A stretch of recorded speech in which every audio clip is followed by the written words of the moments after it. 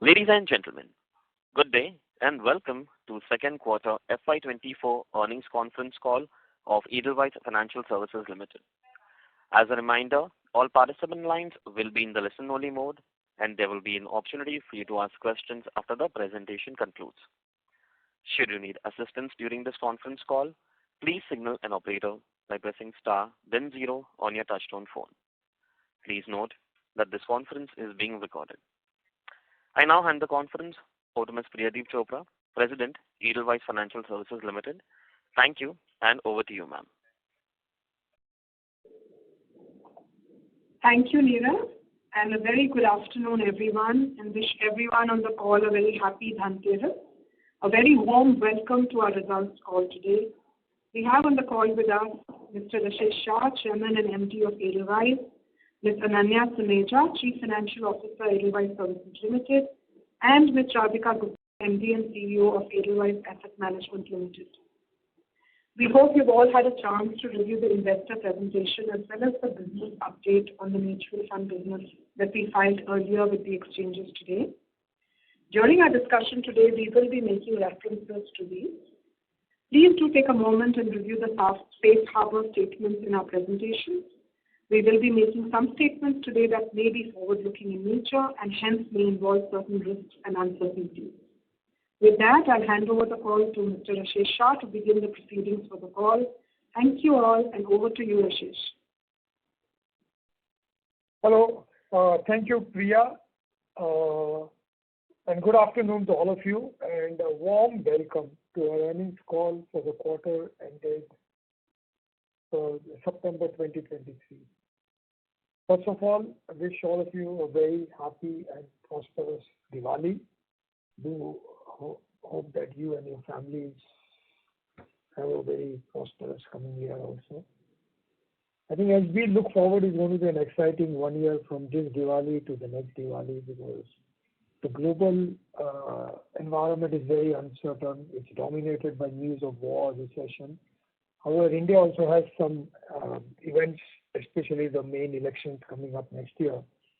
But on the economic front, as all of you know, I think all of us read the papers, India is doing pretty well. I mean, relatively and absolutely. We are in a good place. I think a GDP growth of about close to 6.5 is what is expected. With the inclusion of the government bonds into the JP Morgan index, there will be more inflows coming into India. So overall, I think things seem to be going pretty well for India. Having been in the business for so many years, there are always some pockets of worry, but on the whole, this is as good and benign an economic environment that we have. In this, for our reporting to you about our quarter, the quarter ended September 23, we had a consolidated PAT of 76 crores, but if you remove insurance, because we are still making a loss, which is an investment phase in insurance, our ex-insurance PAT after minority interest is 153 crores. This is a PAT number we look at very closely, the ex-insurance PAT, which is up about 15% on a YOY basis. But what has happened in the last 1 year in the various businesses have been very exciting. Our alternatives asset management, we are one of the leaders in the alternative asset management business. That AUM has grown by 25%. We have now reached 50,000 crores. So alternative AUM of 50,000 crore is very, very encouraging. In this 50,000, as you know, friends, that fee-paying AUM is only the amount that we deploy. So the fee-paying AUM is about 27,000 crore. So we have another 23,000 crore, which is not fee-paying AUM, which also as and when we deploy the money, the AUM meter. Sorry to interrupt you, losing your audio. We'll start earning money on that. Our mutual fund also has shown more than 25% growth YOY, and our AUM is now 1,14,000 crores in the mutual fund, out of which more encouraging has been equity AUM. As you know, we have Bharat Bond, which is about half of the mutual fund AUM, but out of the other half, which is close to about 55,000 crores, almost 34,000 is equity AUM, which has grown 30% YOY. And in both these businesses, now we have hit that inflection point for the healthy growth in profitability, and mutual fund also has shown good growth and profitability. We also have Radhika on the call today. She'll be happy to take questions on mutual fund business or perspective. We have every quarter added one business update for our investors, for the analysts. So in this quarter, we have added the mutual fund business, and Radhika is also there. She'll be very happy to give you more color on that business and how we are taking it forward. Our ARC business acquired debt of 1,300 crore. They also had good recoveries in this quarter. The general insurance business grew by 18%, and the gross written premium for the quarter is 191 crores. Even the life insurance business had a good quarter, 18% YOY growth. So overall, I think all businesses have done well. Credit businesses are now seeing a fairly major uptick. Our housing finance saw an uptick in disbursement, which is 300 crore disbursed for the quarter, which is a fairly healthy growth over the same quarter last year. MSME book also has seen good growth in this quarter in disbursement. So both MSME and housing, which we are doing under the co-lending formula with our partner banks, has also seen good uptake. And lastly, the wholesale book reduction is on track. We are on track as per the 50% reduction, and we are now at 4,350, and we expect to continue to reduce the wholesale book, but the trend will continue. And all of you would have seen the trend we have had in the last 2 years on the wholesale book reduction. So after the businesses on the balance sheet side continues to be very strong capitalized. We have more capital than required in most of the business, as you would have seen from the capital adequacy and other details we have given. We have more than 36% capital adequacy across all our credit entities. So capitalization is good. Liquidity has improved. We have 3,300 crores of liquidity on the hand. And our borrowing is coming down. So on the whole, I think the liquidity as percentage of borrowing is also very healthy. We also continue to reduce our debt.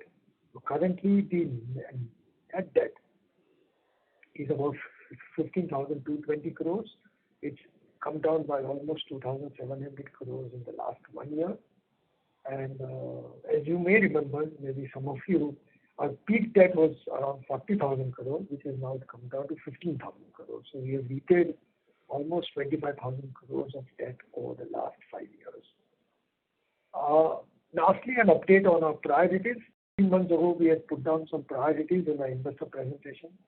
One was to complete the unlocking value of Nuvama. We're very happy to see the entire process of demerger and the subsequent listing has gone through smoothly. The listing was done on September 26th. The stock has got fairly well listed. They had their Q2 results also coming out, which are also very encouraging. And as you know, about 30% of the equity of the company was distributed to Edelweiss shareholders. Edelweiss continues to own around 15% balance of the equity in our hands. So overall, we still have economic interest with our shareholders and us in the business. But on the whole, I think spinning off that business, getting it listed, has been a very, very gratifying outcome that we have seen. The second objective here was scaling up our asset management business. As you have seen, we have made good progress on that, on both alternative asset management and on the AMC side. Third priority was to reduce our wholesale book, which also we continue to do as we go along.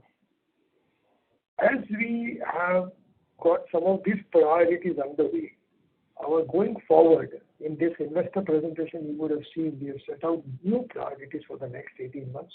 And just to enumerate them, we now want to scale up the profitability in the alternative mutual fund business. I think they both have got critical mass.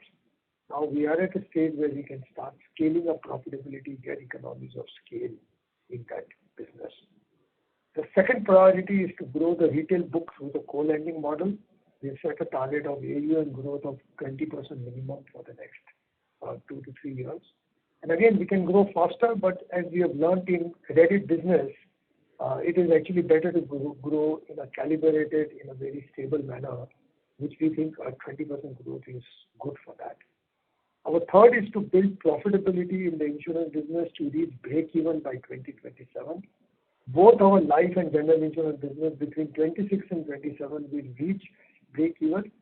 hopefully earlier if the new IFRS guidelines come in, because IFRS guidelines are more friendly to the insurance business profitability than the current guidelines. But on the current guidelines, we expect to be profitable by 26-27 in both the insurance business.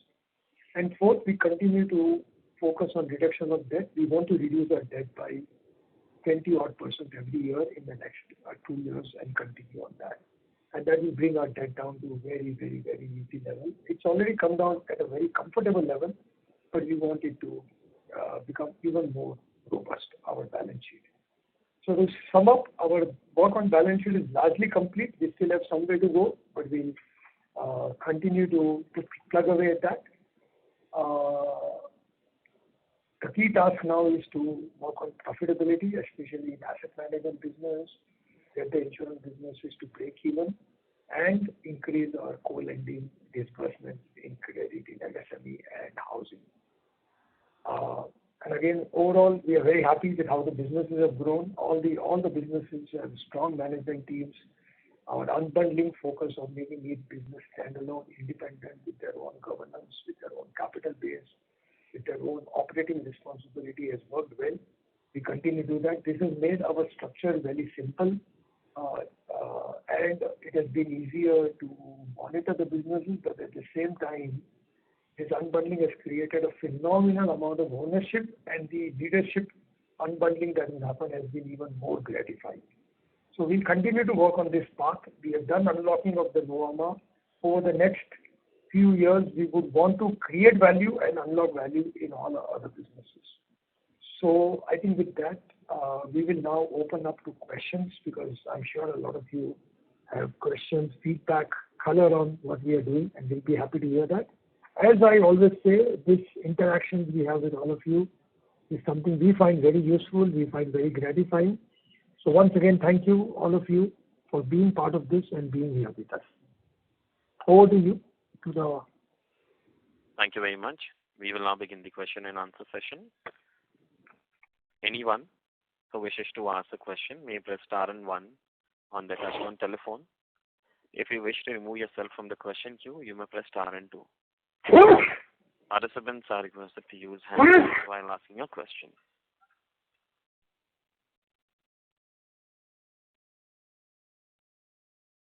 Ladies and gentlemen, we will wait for a moment while the question queue assembles.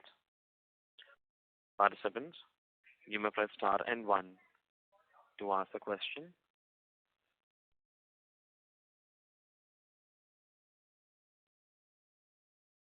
Anyone who wishes to ask a question may press star and 1 to ask a question.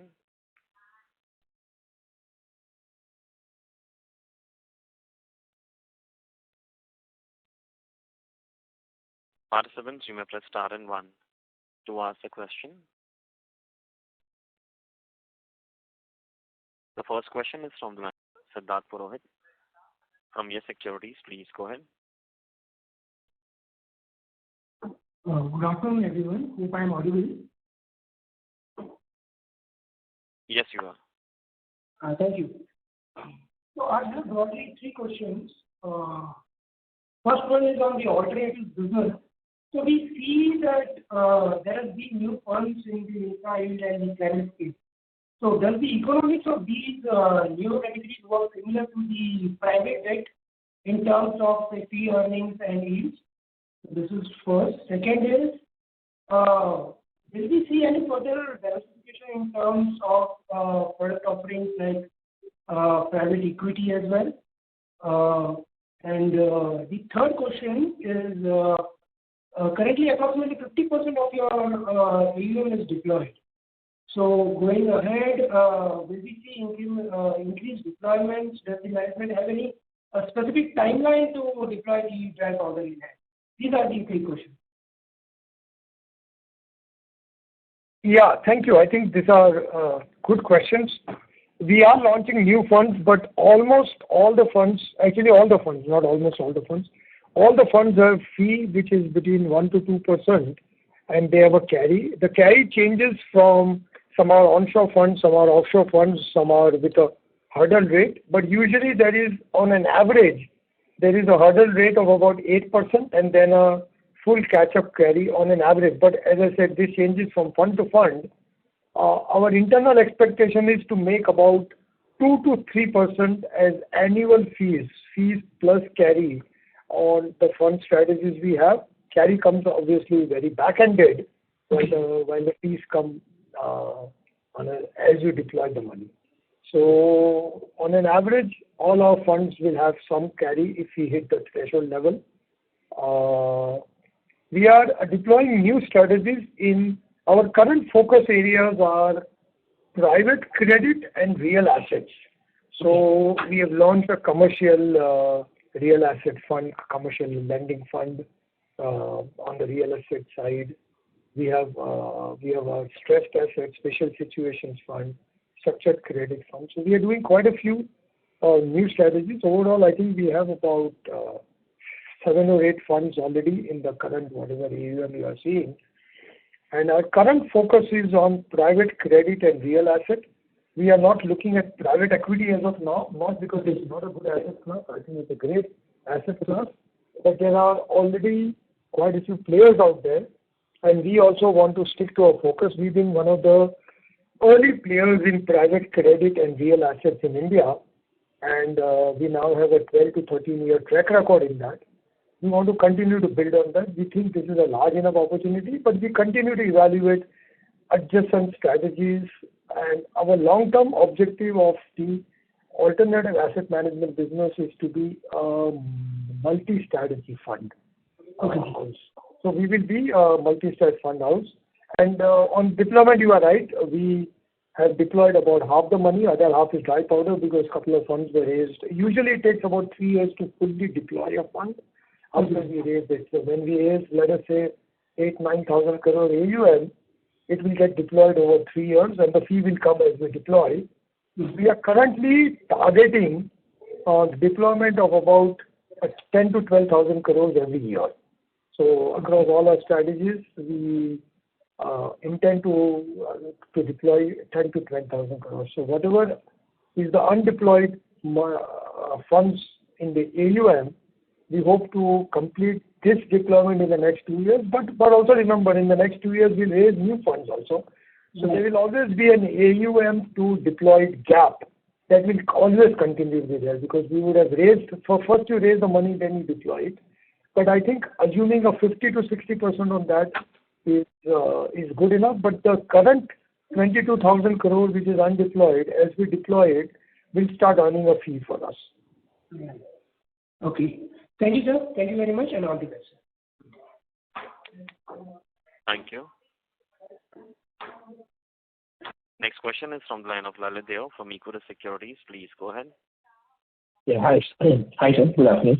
So I have 2 questions. So firstly, on the AMC business, the mutual fund business. So we are looking to build on the retail third-party distribution front, right?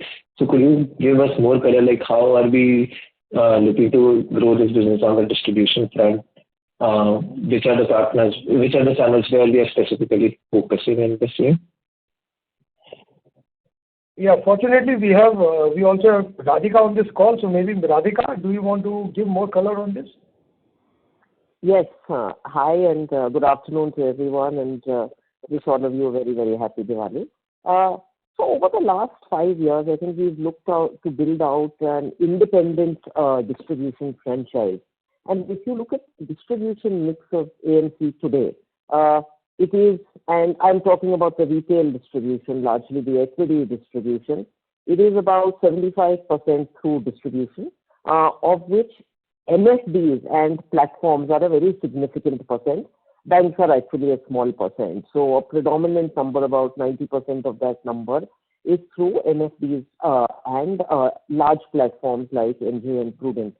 I think what we have realized over the last 5 years is because of a combination of 3 things. One is consistent product innovation. Second is, really consistency in many of our funds. Not swinging Q1, Q2 performance, but long-term consistency of track record. And thirdly, deep ground outreach. Our market share and penetration in individual distribution pan India is only growing. we are also seeing that with partners like LG and Prudence, as we were onboarded 4 or 5 years ago, our market shares are becoming increasingly more meaningful, and we expect that trend to continue. So I always believe that distribution is a journey, retail distribution is a journey that takes time, and we've made serious investments, and now you're seeing the dividends. In fact, if you look at our most recent NFO, which was the multi-cap NFO, we raised about almost 1,000 crores in that NFO, and largely retail distribution, partners like NJ Prudent, plus more than 500 crores from MFDs. So it's a process we've invested in, and we are beginning to see the dividends now, and I think it will only get better. Sure. Thank you. And so second question is that, so like we have been focusing on the debt reduction part.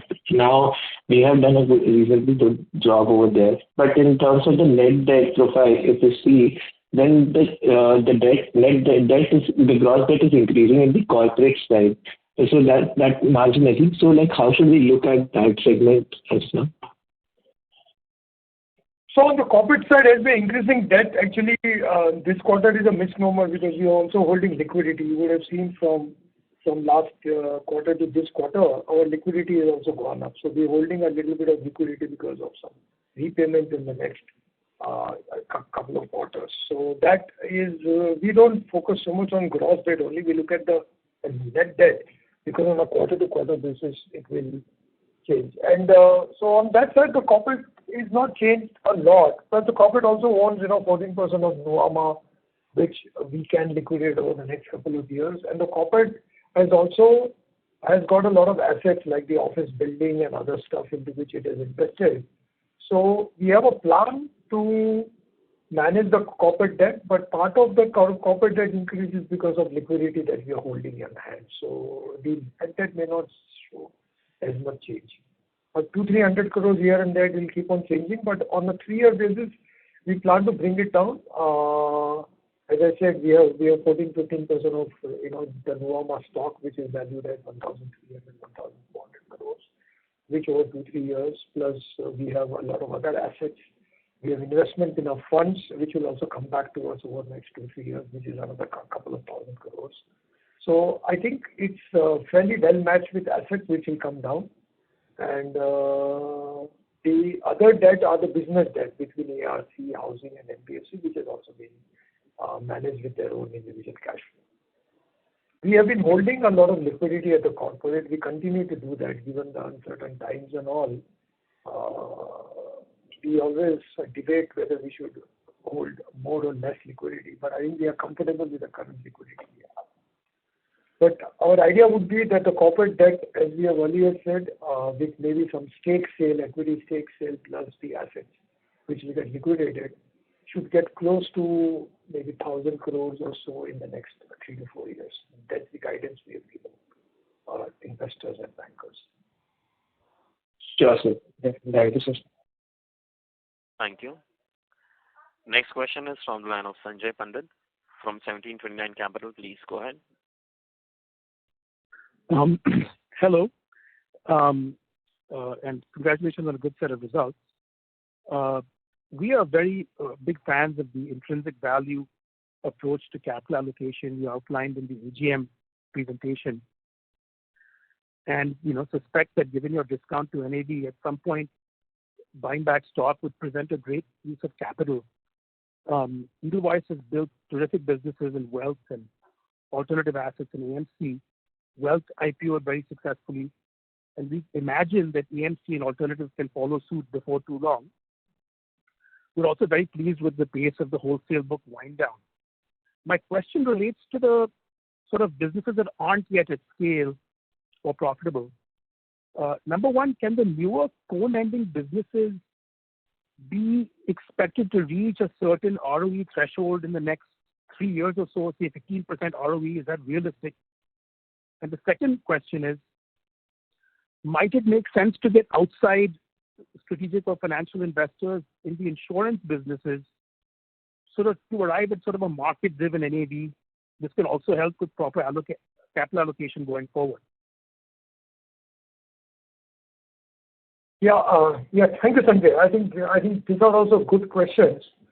So I think as you said, we are also strong believers of intrinsic value, but we know that intrinsic value is also, it is based on our assessment and all that. To answer your question first on the co-lending side, we do believe that eventually, if you look at a housing finance, they have about 800 odd crores of equity with some retained earnings over 3 years we expect. We don't expect to put in more equity in that we won't require. We expect the equity will reach maybe about 1,100 crores over the next couple of years. And we do expect that under co-lending, on the modeling we have done, that if we can get to a disbursement of about 5,000 to 6,000 crores a year, we can get to about 150 to 200 crore PAT. So about 15 to 20% PAT is what we would target, which we would get with a 6,000 crore disbursement. Currently, we are clipping along at about 1,500 crore disbursement in that business. But we were half of that a year ago and half of that a year ago. And the same thing is true with MSME. Currently, we have about 500 crore equity allocation to that. But as the wholesale book is getting wound down, we'll put another 500 crore equity allocation to that. So both the co-lending businesses, the housing business and the MSME credit business, in let us say 26 or so, I would expect that they would have about 1,000 odd crores of equity and should make 150 to 200 crores of PAT each. And that is our internal target. 15 to 20 crores or 15 to 20% ROE is possible. And in both of them, we are currently at about, in SME, we are at about 1,100, 1,200 crore annual disbursements. And in housing, we are at about 1,500, 1,600 crore annual disbursements. We are clipping along well. So if you see the growth rate, I think we should get to 5,000 to 6,000 crore annual disbursements by 2026. And at that time, we should be able to make this level of profitability. Your other question on insurance, we are always open to strategic partners. We do get overtures and all. And we do think India is getting to be a very interesting market for a lot of strategics, and even PE investors are getting interested in the insurance business. So we will be open to having some conversations. We look at it over the next 2 years. But as you can understand, we are fairly close to profitability. And the couple of catalysts we were waiting for, one is in the life insurance business, we have now hit EV break even. So that was a good, a very good milestone to achieve, getting the EV break even. I think we'll get to accounting break even as per target. And as we're getting closer to that, I think it's becoming an interesting business for PE investors as well as for strategic investors. And the same thing is true with general insurance industry. Both of them, we are not over-capitalizing it. We are not putting a lot more capital out there. But if you get a good partner, which will, as you said, can endorse the value of the business as well as help us grow the business even further with more capital, we will be open to that. We are not currently deviating from our path to break even of those business. We are very committed to the break even plan we have for both those businesses, and we are confident with partner or without partner, we will get there. Okay, great. Thank you. Thank you. Next question is from the line of Praveen Agarwal, individual investor. Please go ahead. Hello, Mr. Shah. I have two questions, actually. So the first question is regarding the insurance business. Just on the lines that you were just explaining about EV break-even. Can you give us a little more color on? But your audio is not coming clear. Can you please speak for Hello. Am I audible? Is it better? Yes, I can hear you. I can hear you, sir. Great, sir. Great. So the question is regarding the insurance business, sir, that you just mentioned regarding the EV break-even coming in insurance. Could you please, throw some light? Are we on track as per the guidance given regarding break-even in 26-27? And will the revised EOM regulations have any impact on that anyway? I think we are on target on both the general insurance business and the life insurance business. In 26-27, we will hit accounting break-even under the current accounting guidelines. There is some talk about adopting IFRS and others. If that happens, it could happen faster. So I think the two important things to watch out in the insurance business the reported numbers. One will be IFRS, which will be positive. We are hopeful that IFRS will get introduced earlier.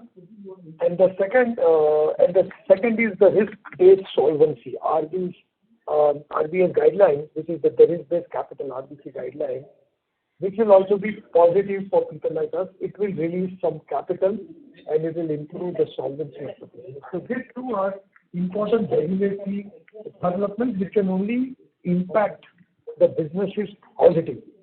Yeah, outside of that, we are currently assuming, as is where is basis status quo, we will hit break even in 26-27. We are committed to that, and we have got very clear execution plan for that. Okay. New EOM guidelines are actually, it will not affect us much. It does require some tinkering around in product mix, some tinkering in the strategy and the channel mix you have. But overall, we are confident we'll meet the EOM guidelines which are there. We also hope that these EOM regulations will lead to more sanity and more clarity and more transparency in how the insurance commissions are paid. Overall, I'm personally pretty positive with what IRD has done. These new EOM guidelines are pretty good. It will reduce the complexity, and it has put a cap on how much you can pay, which is a good thing because all of us will have to be efficient and manage the channel mix accordingly. But we have a clear roadmap and strategy on capitalizing. Right. So the second question is regarding, on the listing of Nuvama. So firstly, many congratulations on the listing of Nuvama Wealth Management. The unlock was executed fairly well and as per the committed timelines. Going ahead, is the management thinking of any more transactions in the business? As I always say, we have to first create value. Then we have to talk about unlocking value. I think we are creating value. I think the roadmap for creating value is now asset management and mutual fund alternative because they are, as I said, we are very, very focused on getting economies of scale and improving profitability metrics as we increase our fee paying AUM and deploy capital. After that, I think will come the credit, the retail credit businesses, both of them co-lending strategy that we followed on MSME and housing. And after that will be insurance, as I said, 26. So the next 3-4 years, I would say asset management, then credit, and then insurance in terms of value creation. And as and when we think a business has reached the value creation point at which we can either spin off or IPO or demerge that, we will be very happy to do that.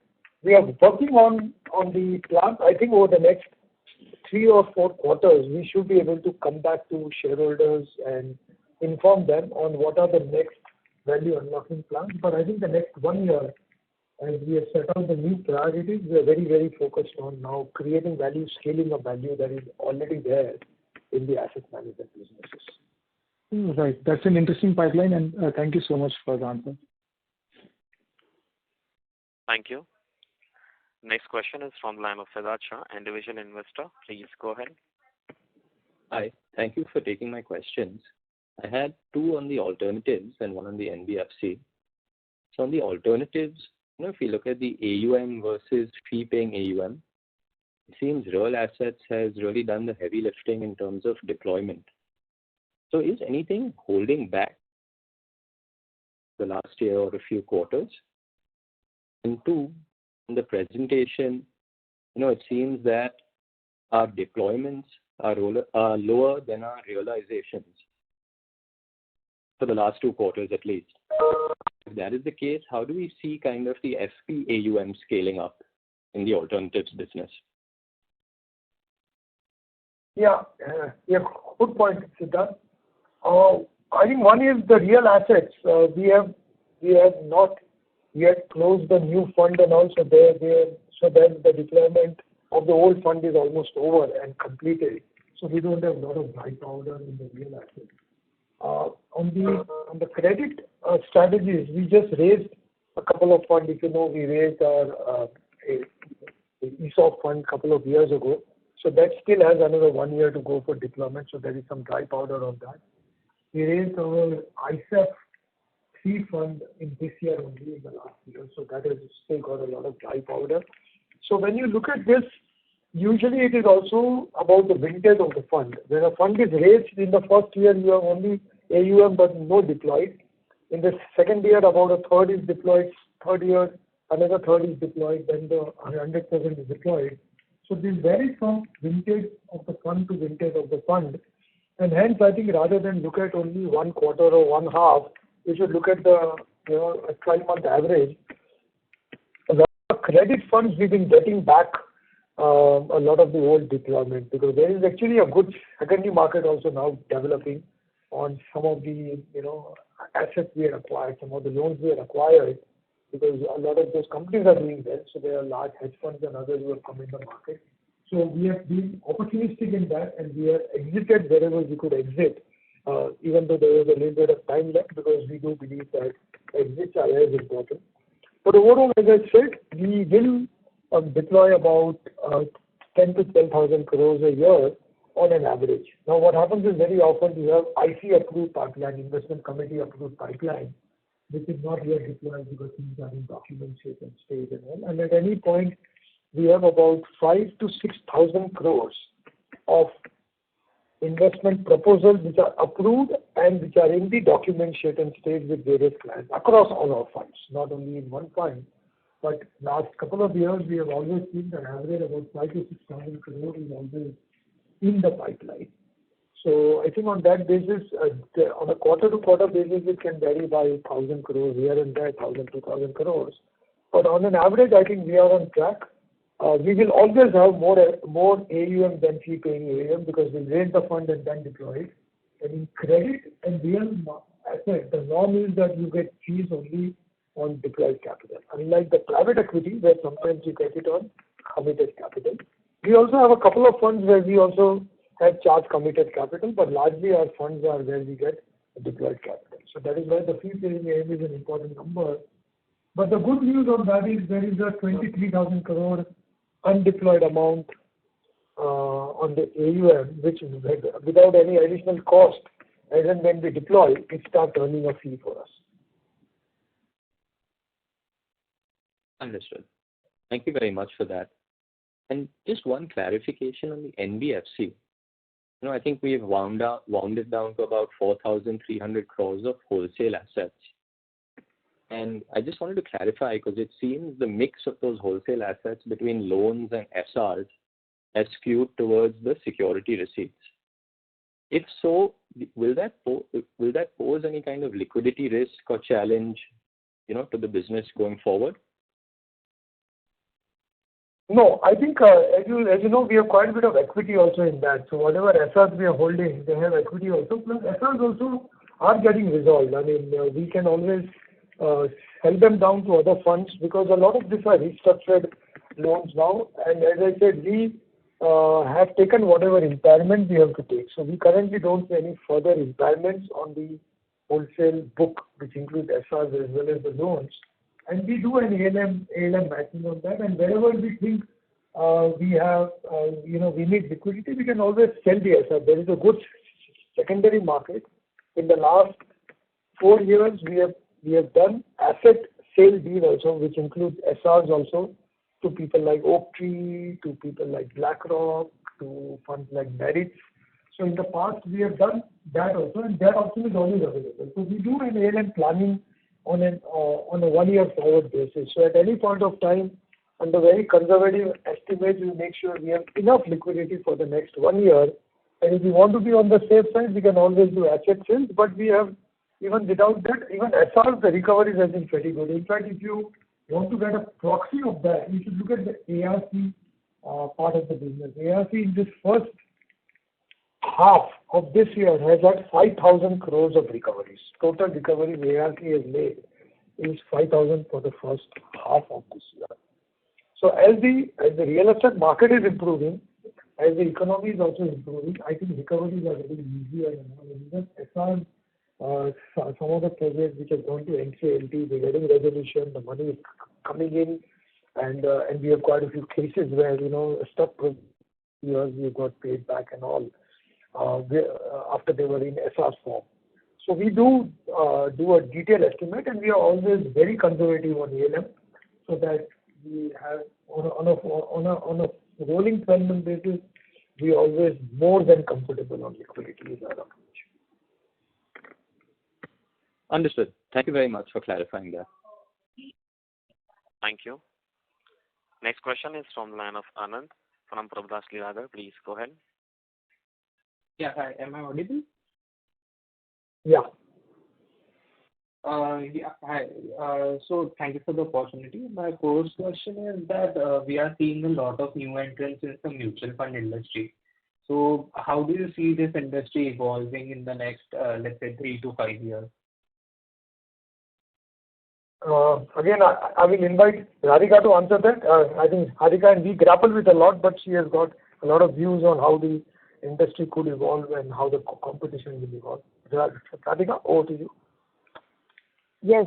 No, I think, the industry has always been a competitive place. There have been 40, 45 players, and now you see you probably had 6 to 8 new entrants come, a pipeline of 5 to 7 new entrants. Firstly, I always say that is a sign that, you are never too late to start in the AMC business. India is so early in its days. Mutual fund AUM to GDP is still about 16% in India when the global average is 80%. So there's a lot of scope for penetration. And I think that is why you're seeing new entrants. And once you start building a book, it can become a very meaningful and profitable business. So I think new entrants are always welcome. And, most new entrants are actually adopting very different strategies. So it's not that you can say the new entrants are only low cost, the new entrants are only active, the new entrants are only passive. We really see new entrants come in all mixes.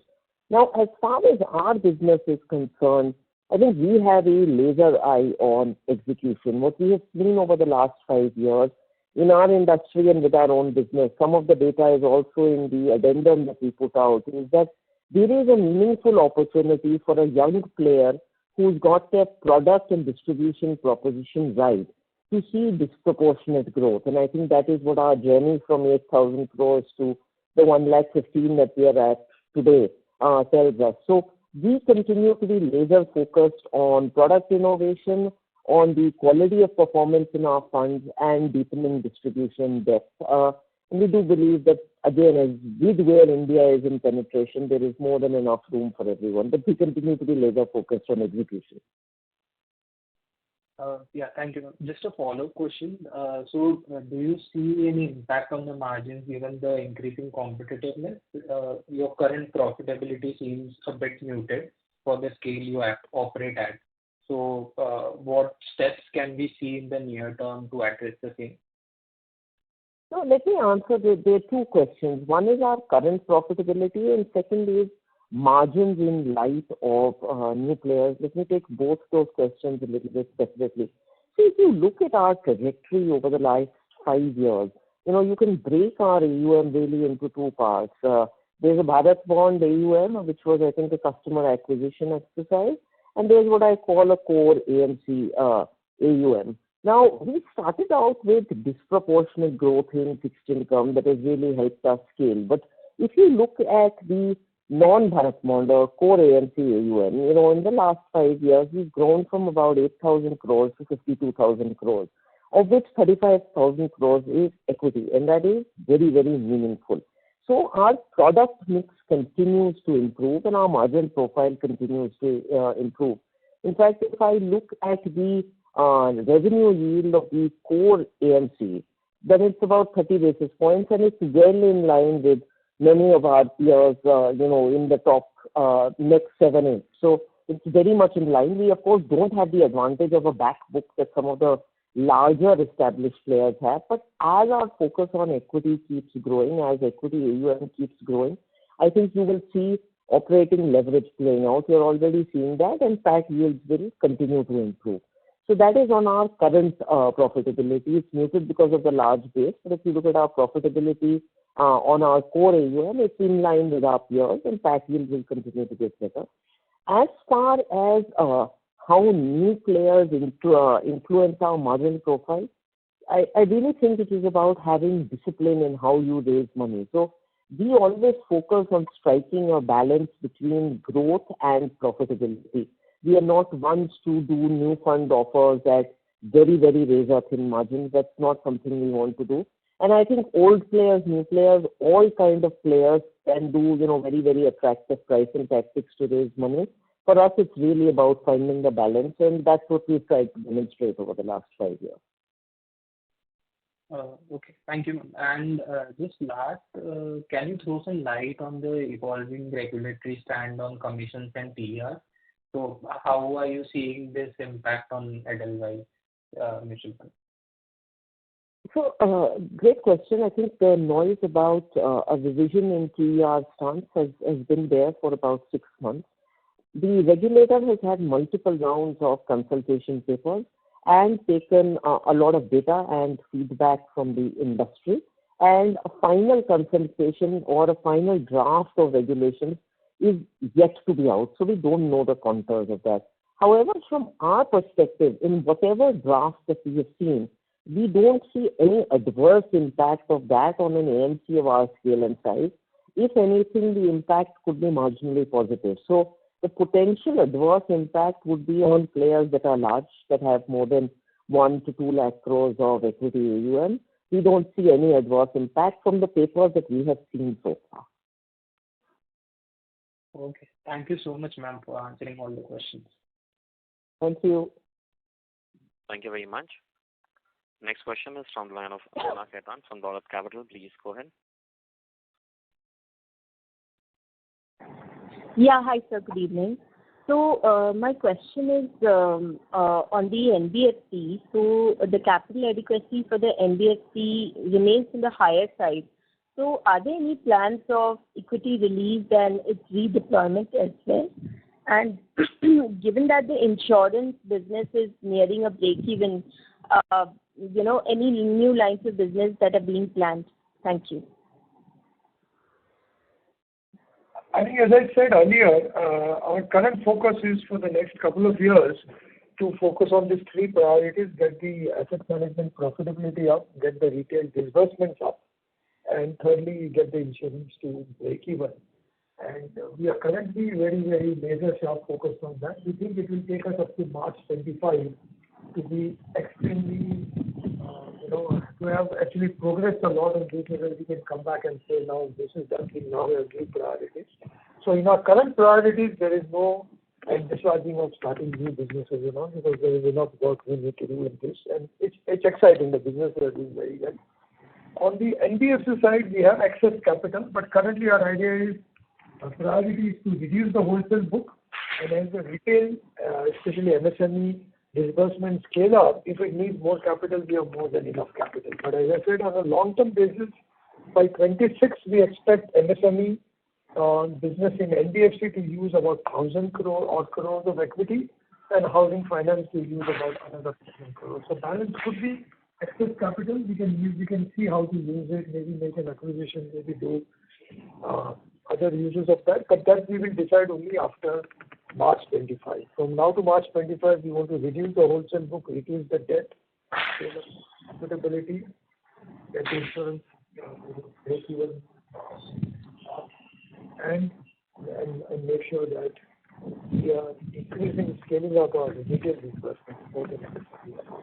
So this remains our priority. Got it, sir.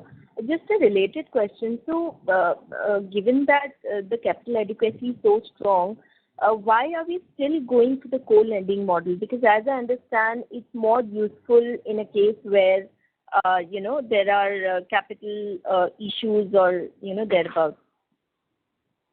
Actually, it's a good question, and I'm happy if you asked that. Thank you for asking that. Actually, co-lending is not because of capital or liquidity shortage. We do think co-lending is a new model. It will take some time, but as you know, Edelweiss, we started ARC in 2008 when until 13 ARC did not take off. It took about 5 years. We started our private credit when nobody had heard of private credit. You must have seen last 3-4 years, private credit is a hot sector all over the world, not just in India. But we started this in 2011. So if there is, a problem, sometimes we are early with a trend. But we do think that co-lending is a standalone NBFC strategy. It's not like the own balance sheet lending, or you do co-lending when you don't have capital or liquidity. It is a standalone business. It's a different business than a normal NBFC, which is lending money. That is what we also used to do. And there are various elements of that. Maybe in one of the future dates when we do an NBFC update, we can give a lot more color on this. But we do believe that co-lending, even if we have liquidity, we want to follow co-lending. That is, underwriting is a lot better. I think your overall capital returns are a lot better. Your discipline is a lot higher. And when you have good partner banks, I think there are two kinds of NBFCs which are there. One are NBFCs which will compete with banks, and the second is NBFCs which will partner with banks. You have to choose to be one or the other. You can't say, I will compete. You can compete with banks, you can borrow from banks and still compete with them. That's the old model, which also I think is a good model. It's a valid model, but it is a different model of being a balance sheet lender. When you are following what we call to be a partner with bank, you have made a decision and you can't flip-flop between the two, and very hard to do both.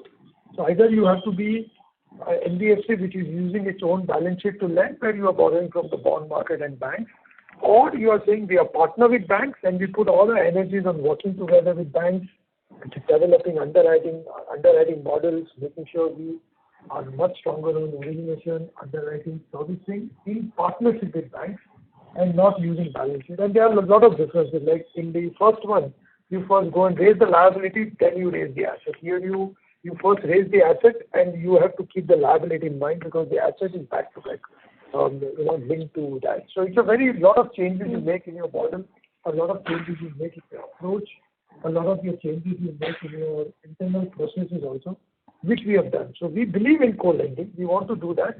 It is a little bit slow to take off because banks are also getting used to it, but we are very, very comfortable. And we think in the next 2-3 years, it will take time. This will become a very exciting business model within the NBFC space, but it will be different from what we have seen NBFC as a standalone using their own balance sheet. Sure, sir. That was helpful. Thank you so much. Thank you. Next question is from the line of Roshal Sharma from Sharma Enterprises. Please go ahead. Hi, good evening. Am I audible? Yes. Okay.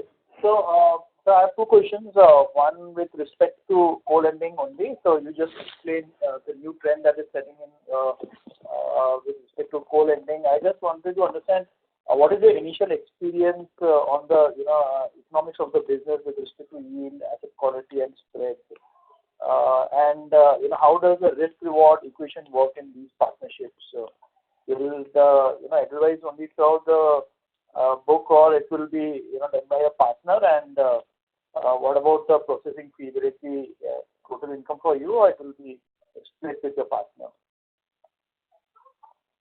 So I think the way co-lending works is on a similar program, because now there is a blended cost approach and we are not borrowing from banks and taking money on a balance sheet, managing the ALM on lending it to clients like you will do in a normal NBFC business.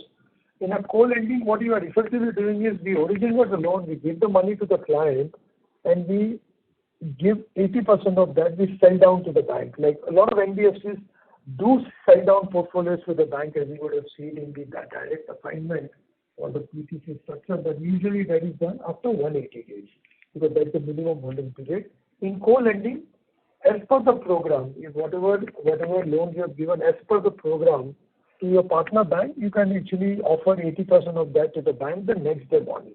So your money is turned over a lot faster, and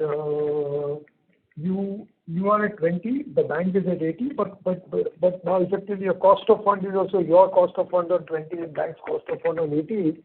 On an average program, customers have a lower cost of about 100 to 125 basis points. So there is a 100 to 125 basis point advantage to the customer in a co-lending product offering that we do. If we were not to do co-lending and we were to do on our own with our own balance sheet, usually the interest rate charge would be 100 to 125 basis point higher.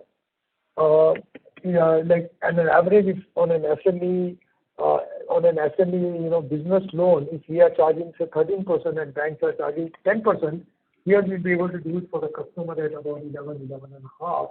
So the banks get slightly better, we get slightly better, and the customers get slightly better because now we have reduced the capital required on a balance sheet. We don't have the ALM risk. We don't have to have the treasury because when we borrow from banks and on an online date for 30-40 days, the money is idle in your hand. It also has a cost. So when you add up all the costs, all three of you are better off. However, the co-lending, because it's a partnership model and banks are still evolving, understanding, we also understanding how banks think, plus the work involved is much higher because you have to originate a lot more. So the way I explain co-lending is about 50% better from a returns and the efficiency of your capital point of view, efficiency of the risk point of view, but it is about twice the work. So you will work almost 2x for a 1.5x kind of a return, but your capital ROEs are better, your risk is better, you don't carry ALM risk because more than credit cost, it's the ALM risk that we all really worry about because our markets are still evolving, there could be ILFS kind of exceptions. So having a lighter balance sheet makes you more agile, makes you more efficient on an overall basis, but it does require more work. So, and it's like anything else. It's like, I think having a lot of capital on a balance sheet and deploying it versus raising money and deploying it in an asset management formula is much harder. Proprietary capital is always easier. So in the similar vein, co-lending is a more execution intensive model, but with much better return. And it's still new trend in India. We do think it will take another couple of years for it to really catch on, and there is a lead time of 2.5 years involved. And as I said, I give examples of private credit and ARC and all. I think all these businesses we started early, and we saw 3-4 years of the build-out phase before the business model became very obvious and very interesting from a scale point of view. Okay.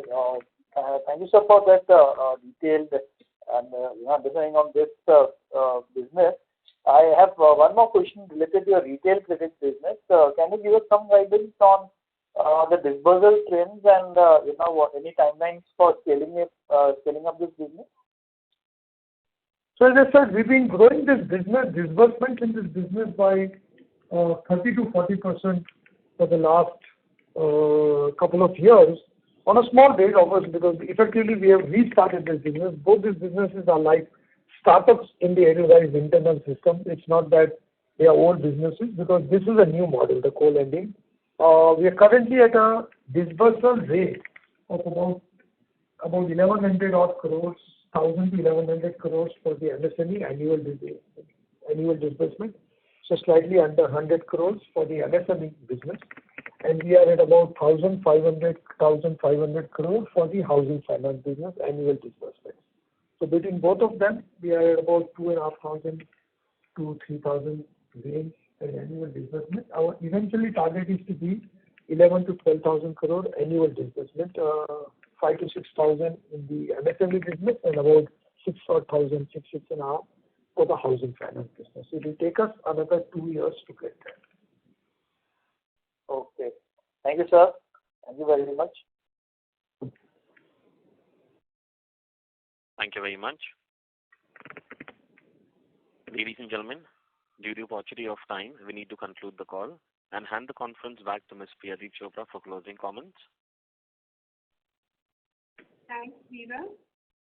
Thank you all very much for your time today. Please do write into us at Edelweiss Investor Relations for any questions or additional information that you may need. Once again, wish you all a very happy Diwali and a great weekend ahead. Thank you. Okay, thank you everybody. Thank you once again for being here with us. Bye. Thank you very much. Ladies and gentlemen, on behalf of Edelweiss Financial Services, that concludes this conference call. Thank you for joining us, and you may now disconnect your lines. Thank you.